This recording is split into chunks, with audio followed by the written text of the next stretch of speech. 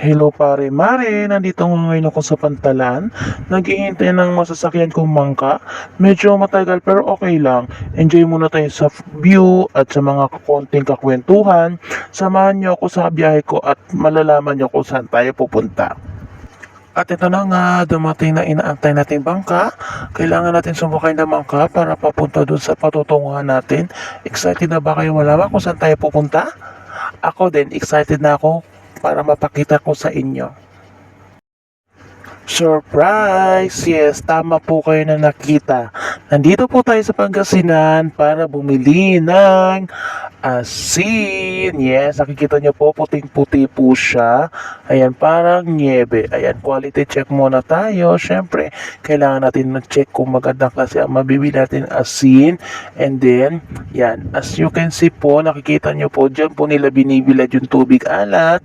Dyan din po nila kinakayod. And at the same time, after po nila kayod, ilalagay muna po nila sa timba, tsaka po nila ilalagay sa kamalig. After po nila mailagay sa kamalig o sa bodega, meron po tao doon na nag-aantay para i-repack o ilagay sa sakong asin.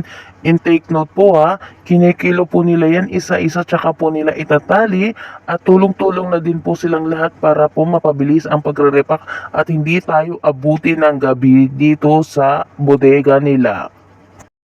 After naman po nila maripak or mailagay sa sako, bubuhatin naman po yan ng paisa-isa at ilalagay po sa bangka.